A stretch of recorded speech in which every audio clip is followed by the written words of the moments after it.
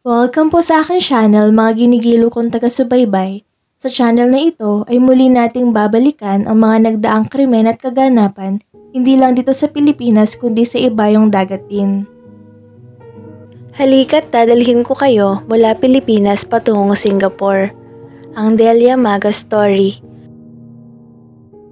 Sa tuwing mababanggit ang pangalang Flor Contemplacion ay hindi pwedeng hindi maalala ang pangalang Delia Maga.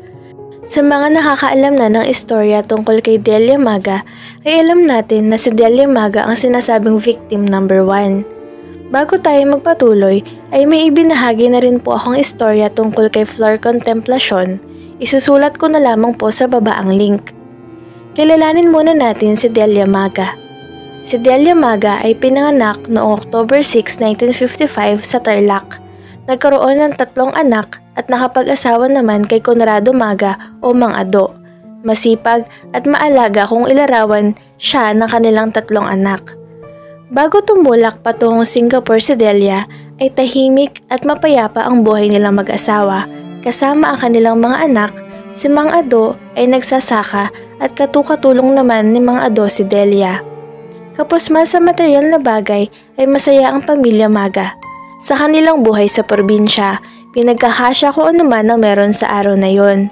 Si Mang Ado ay isang mapagmahal na ama at asawa sa kanyang pamilya, kaya ganun na lang ang pagmamahal ni Delia sa kanya. Hindi pumapasok sa masamang gawain si Mang Ado, kahit na lagi itong inaaya ng kanyang kumpare upang magnakaw ng tuba sa mga bakanting lote. Mas pinipili niya ang magsaka at manatili sa maayos na buhay. Hindi naman nagkamali si Mang Ado na piliin ang tama dahil isang araw ay nabalitaan nila na napaslang ang kanyang kumpare dahil sa pagnanakaw ng tuba.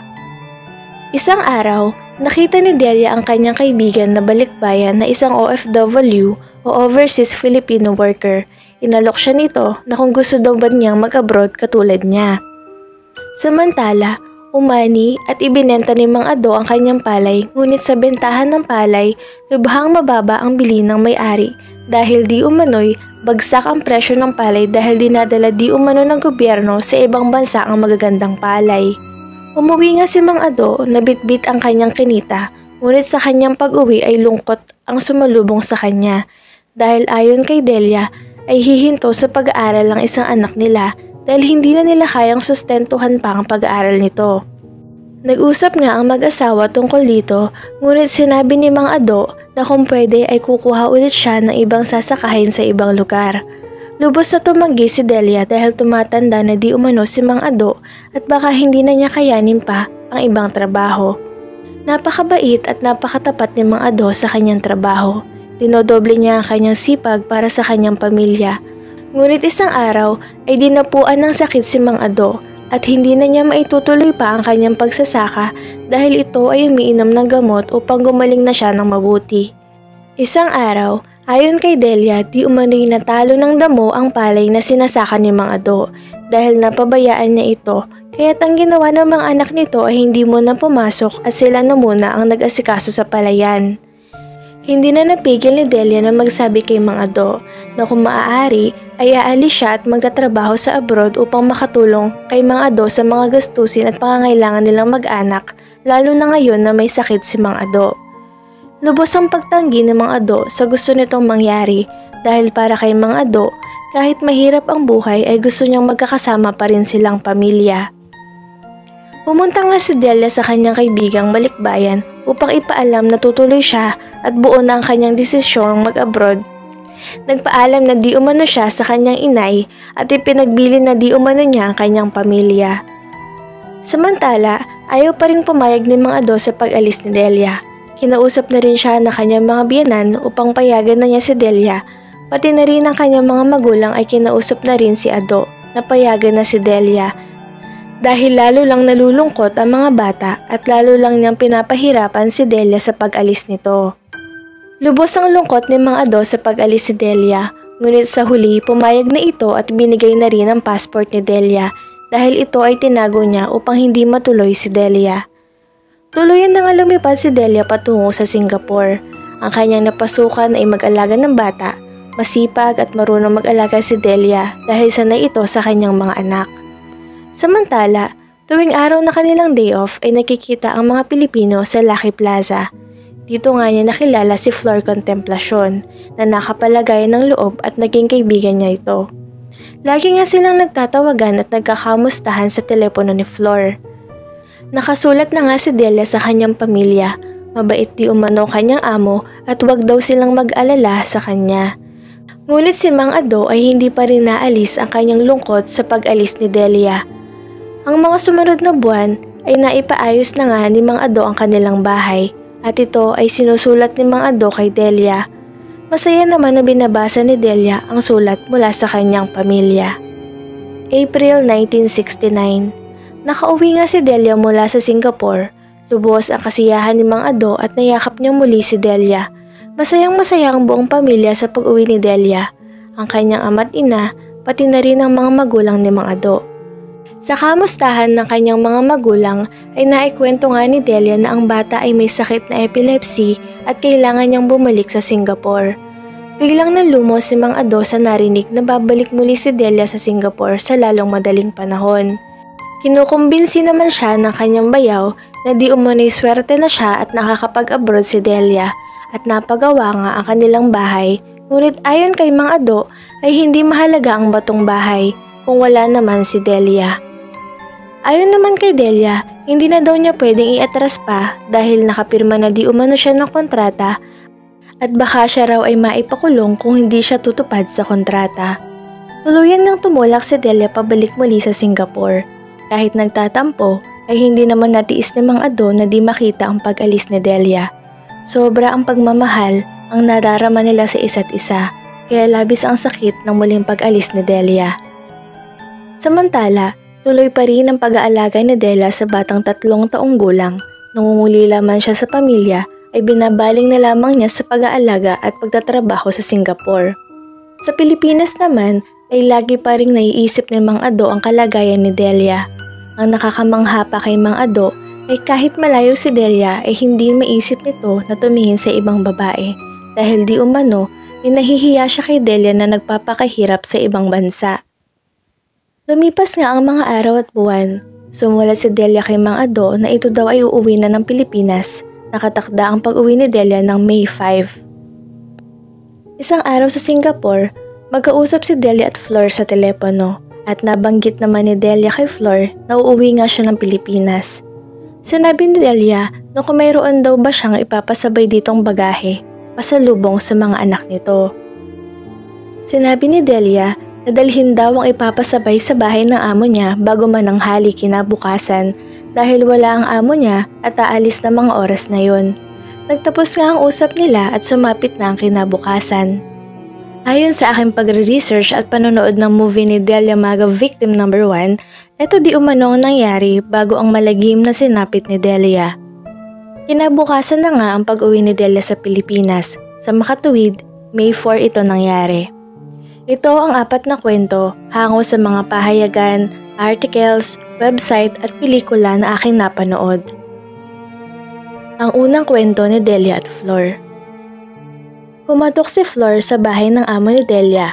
Silang dalawa lang ng alaga niyang 3 taong gulang ang tao noon sa bahay. Masayang-masaya ang dalawa dahil uuwi na nga itong si Delia kinabukasan. Binigay ni Flor ang kanyang ipapasabay kay Delia.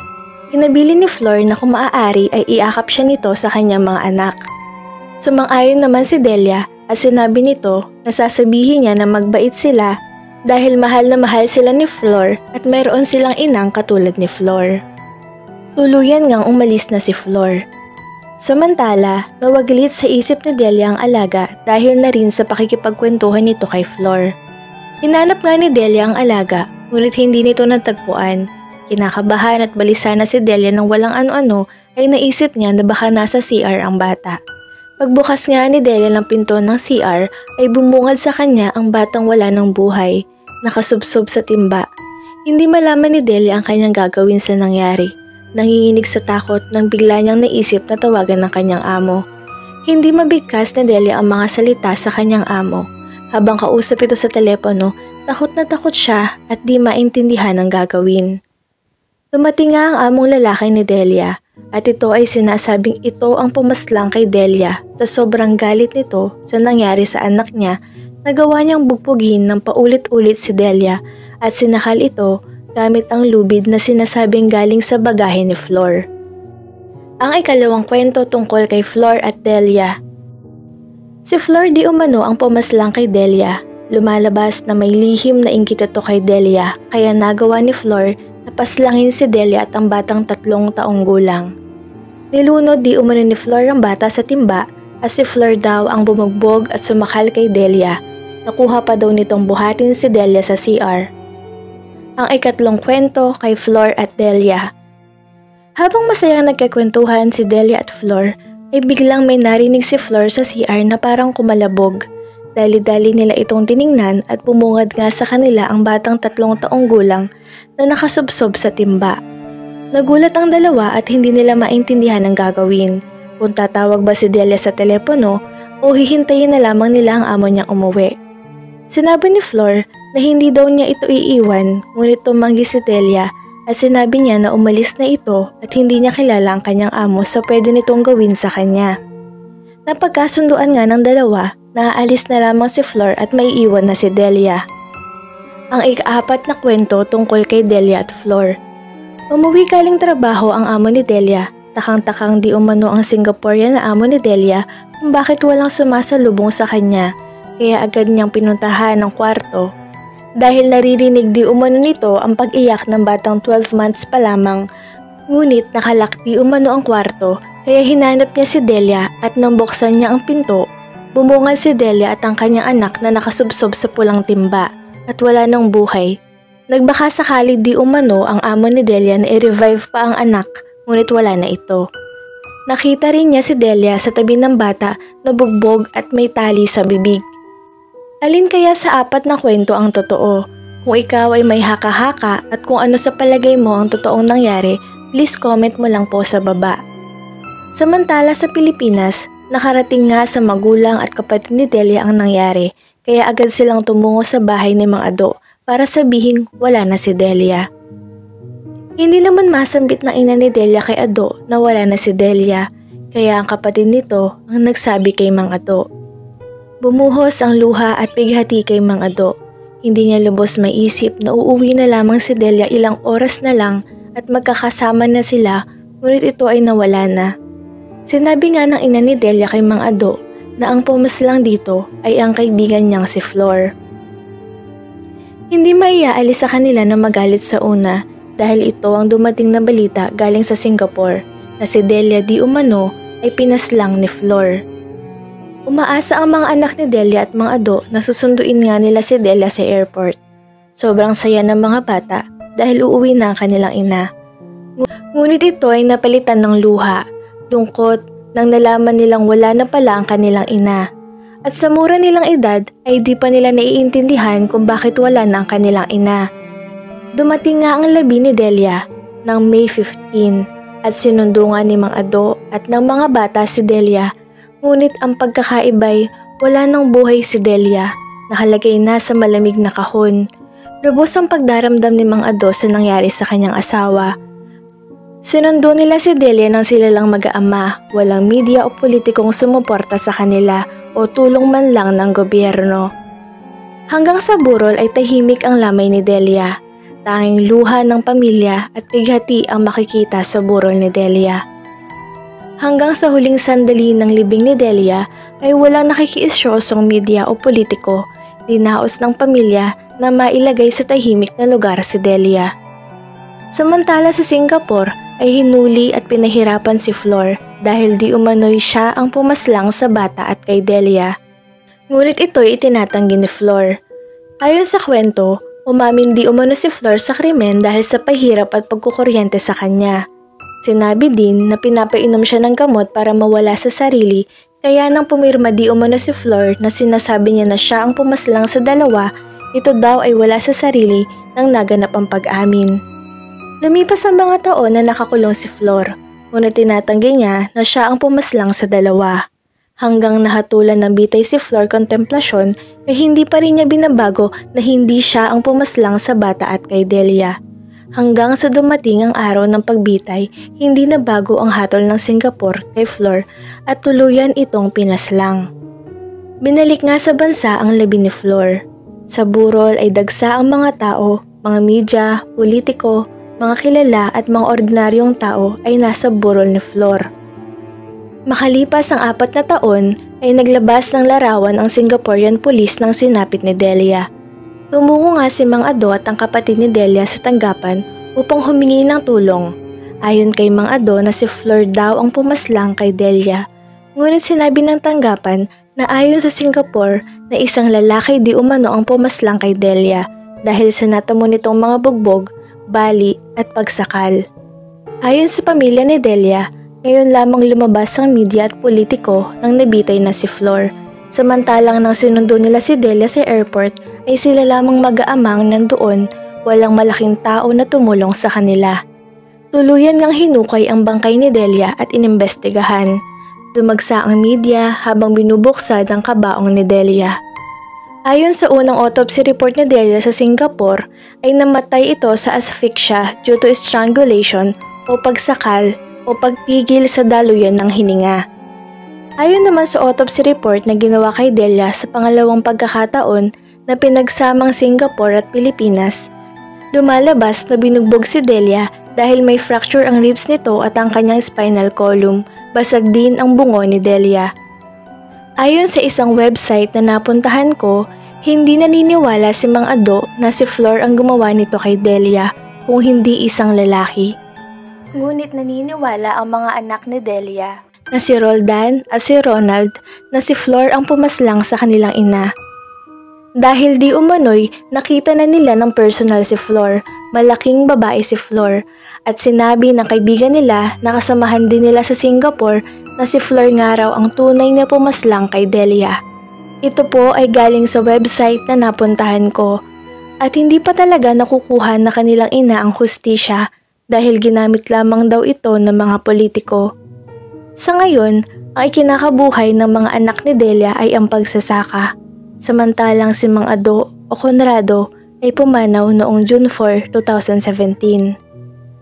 Sana po ay nagustuhan ninyo ang Tagalog real-life crime story ko ngayon.